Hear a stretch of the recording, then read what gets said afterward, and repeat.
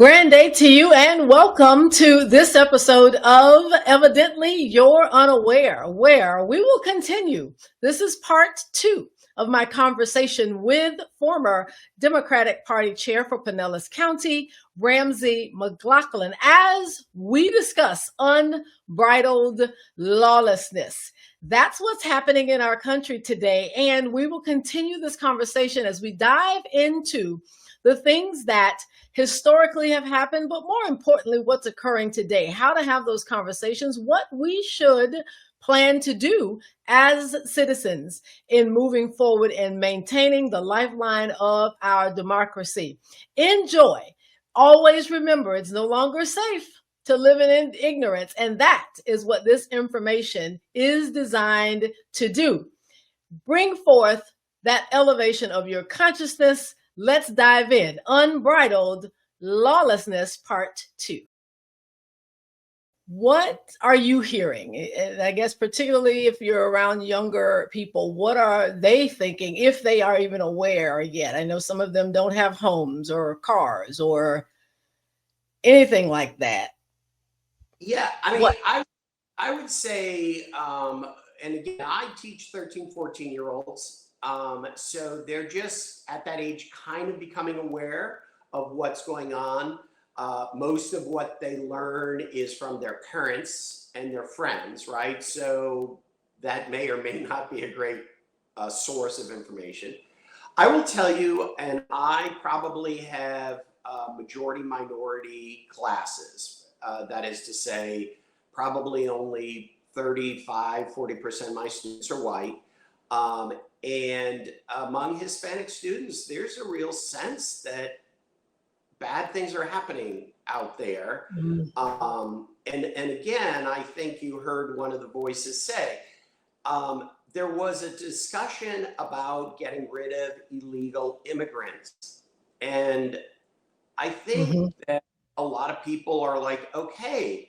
And then when Donald Trump talked about getting rid of violent illegal immigrants who committed crimes, I think most people, including most Democrats, are like, yeah, absolutely, let's get rid of them. But now what we are seeing is people who have green cards, meaning they came into this country legally, they went through the legal process, and they had done everything. And by the way, if you commit a crime with a green card, you can get deported, right? Right. These things, the president is saying he needs special powers for. Does he to actually do what he said he was going to do, right? You don't need special power to get rid of illegal immigrants. You do not need special powers to get rid of immigrants who cause crime in this country. What you need to do is have special powers if you think that Venezuelans might be in a gang because they have a tattoo, even though they've never done anything wrong here, even though they came here illegally, even though they've gone through the process, but you want to get rid of them. That's when you are demanding all these special powers. And by the way, that's what the courts are saying, that this stuff is not legal. And that's where I think the people are looking surprised, right? Because you know, you sold us a certain bill of goods, and now it's this other thing. I mean, I was on social media today, and I read an article about Ukrainian refugees that are concerned about their status, right? The president has been saying that he might deport these people. And, you know, again, they came here legally. They've done everything they were supposed to. They have not committed any crimes whatsoever. But because the president is having in hissy fit with the president of Ukraine, he's trying to strike back. And this is one of the ways he said. Now, the response from some of my conservative friends were, oh, you're just fear mongering. These people are safe. I don't know they're safe. Right. If I was them, I would be concerned, right? This week we saw professors coming in from other countries who were turned away because either they came from the wrong country. One, they believe, was turned back because he had posted things against President Trump's immigration policy. and again, these are people, one of which was a kidney Yep. transplant specialist, right? This is somebody we want to come to the United States, right? Who is helping people, right? And I am sure whatever that, and it was a woman, whatever her political beliefs are, if somebody needs a kidney transplant, she doesn't ask the politics of the patient, right? Right. And so, so there are definitely conservatives who are saying, "Oh, you have nothing to fear." Well, I'm not sure that that's the case, right? Right. And you see some of that fear starting in the middle school students, right? Yeah. Particularly the Hispanic middle school students. And again, as far as I can tell, they're all here legally. Most of them were born here, even if their parents weren't born Right. here. Right. Which is another thing that President Trump is talking about, getting rid of Birthrights. birth citizenship. Mm-hmm. And it's one of the first things we teach in civics, right?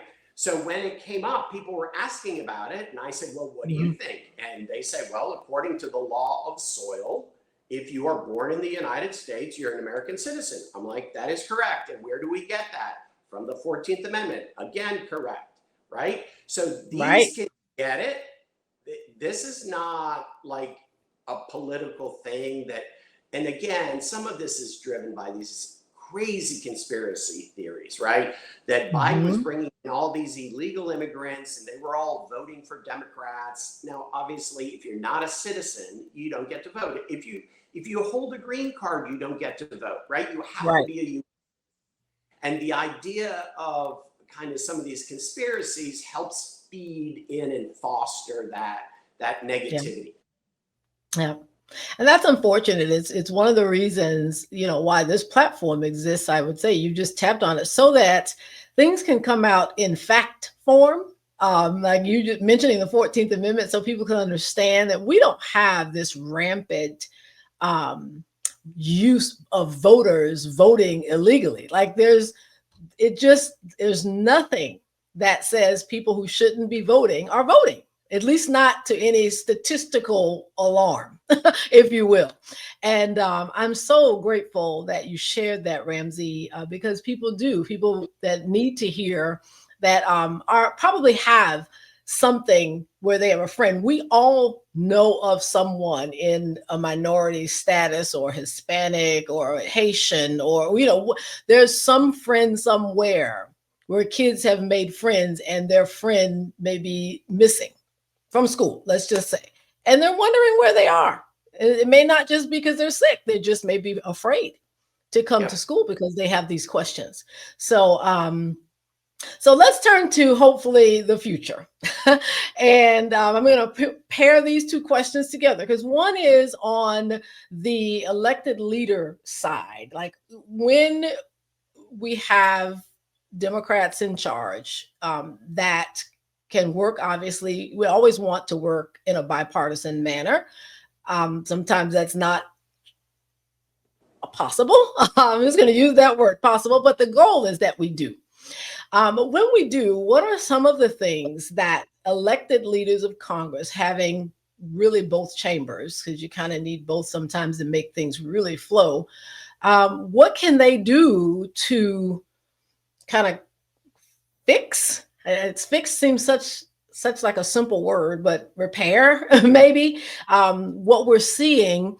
And then part two to that is, what can citizens, me, you, the everyday person who's concerned, even those who are starting to become more aware, like we saw in the clip, those who just think, my goodness, I didn't vote for that. What can we do? So one is the kind of the congressional side, what can be done? The other is, what can we do while we're waiting to get elected leaders in positions to act? Well, I think a couple of things. One of which, and kind of putting President Trump aside for a moment, one of the things that we're seeing, particularly in the U.S. Senate, was that there's a lot of bipartisan efforts to do things, but that doesn't excite the base, whether that's the liberal base or the conservative base. And so what happens is oftentimes those things just kind of either don't get done, or if they do, it doesn't get much news because it just doesn't create the ratings, right? Right. And I think, in fairness to everybody, I think both sides have messed up this immigration thing, right? The Democrats had an opportunity to deal with some of the problems with immigration that are legitimate problems, but they tended to just react to the crazy stuff that, whether it be Trump or other Republicans were saying, and try to do almost the opposite, right? So while, yes, 100% I agree with protecting the dreamers, right? The kids who came here when they were 6 months old, they are 18 years old, they didn't even know they came from another country, right? Right. Let's look at them differently than we look at people who snuck across the border knowingly to do bad things, right? They're not just, right? So right before last election, the Senate came up with a bipartisan immigration plan that they had been talking about a long time, but Donald Trump came out against it, and all the Republicans backed off, and nothing happened, right? Right. You're right. I remember. Right. I would suggest, where is that immigration bill right now? Right? Where is that? Because that addresses, right? It doesn't give Donald Trump the big news stories that he likes. You know, again, this deportation to El Salvador is just a publicity stunt. It doesn't really help with our immigration issues. That would be a great place to start on our government side, right? Let's find some issues that we know are a problem that we can work together. It's not for Trump against Trump. It's about our country, right? Now, the flip side on people, I would say we can do two things. One of which is stay engaged. And oftentimes, if the national level frustrates you, get engaged at the local level, right? Right. Your city council, what is happening in the city you live in, right? Are they doing things, right? What's happening in the beach communities as they try to rebuild over these storms, right? What's happening in St. Petersburg with the Trop and the redevelopment of that land now? There are all kinds of things that should not be partisan, but are legitimate concerns to a lot of people. Get engaged in that. Get engaged.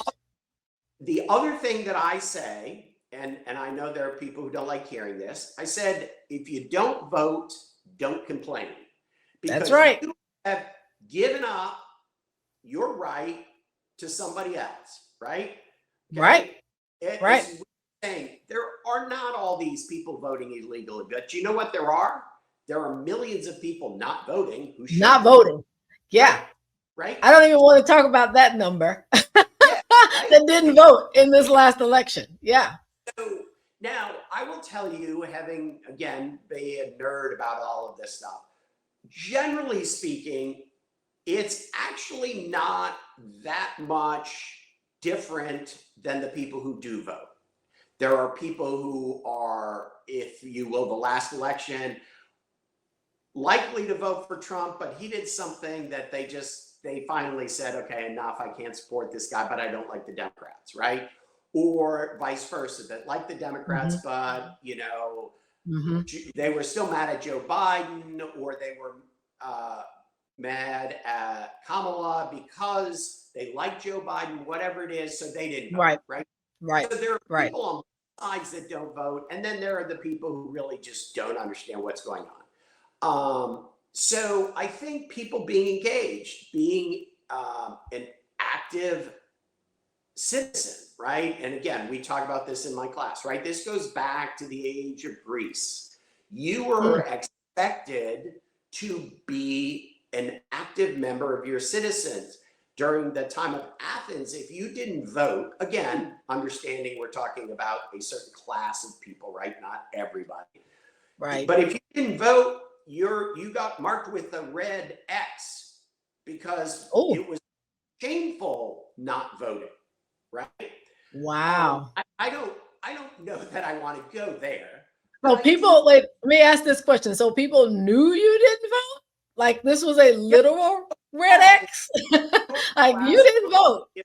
If you didn't, well, because it was a direct democracy and they used to show up in groups. And if you didn't show up, where was John, right? But the thing that drives me crazy is that the person who is proud that they didn't vote, right? Not the person who was frustrated and couldn't whatever, or the person who literally got stuck at work and had planned to vote after work and got stuck and wanted to and is kind of disappointed that they didn't vote. Right. I get all of that, right? But when somebody is actually proud that they didn't vote, I'm like, what are you proud of? Right. Why? Right. So those, again, your podcast is a great start, right? Being informed, right? Yeah.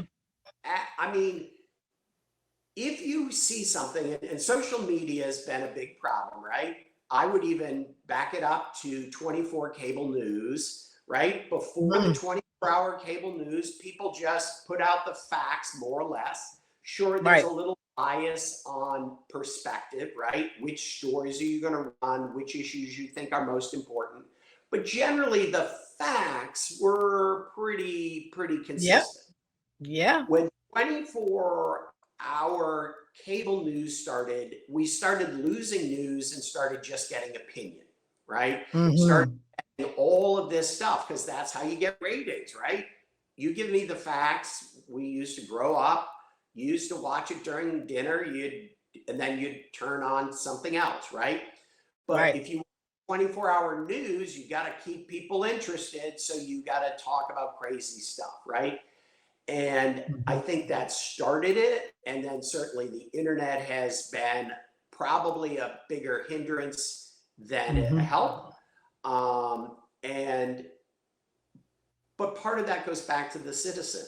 If you see something on the internet, before just jumping on it because that's what you believe, right? And so you're going to continue to spread that, check to see if it's really true, right? And again, whether it's a liberal, conservative, whatever you want to say, check your facts first. Yeah. Right? Yeah. Go to, I'm probably center left, maybe. I'm not particularly that liberal. But that's one of the reasons I go to Fox News all the time, because I want to check myself. I want to hear what else is out there.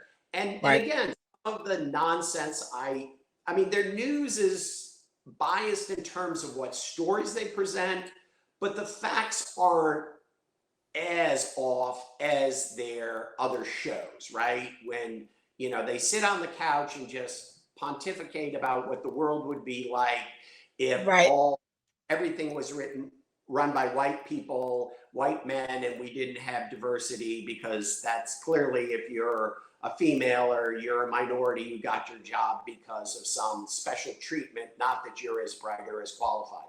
That kind of nonsense I don't need. But it's to hear, right? Because the truth is that everything conservatives do is not bad, and Democrats and liberals should understand that. And the flip side, I would say, vice versa. Conservative friends, not everything that Democrats or liberals do is bad, right? I mean, I hear these, some of these conservatives reliving the Obama years as if it was like the Great Depression. And I was like, well, based on what? Based on what? Right.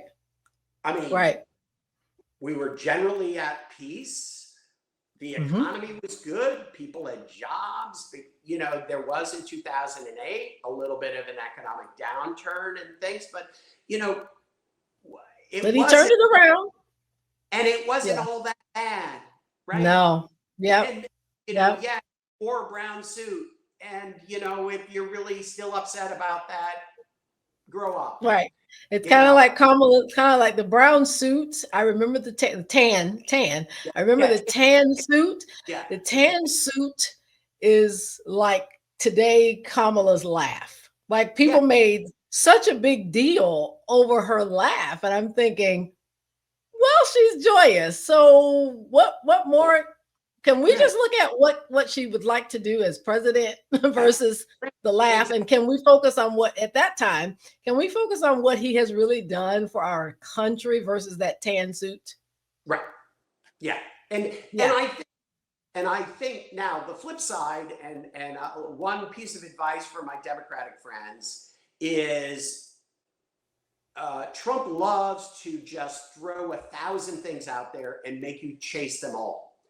Yeah. I think what Democrats need to do, and we see this with some of our elected officials are starting to focus on that, find the things that not only you're concerned with, but the people are concerned with, and just stay focused on that small group, right? Correct. Do not run away chasing every piece of nonsense, right?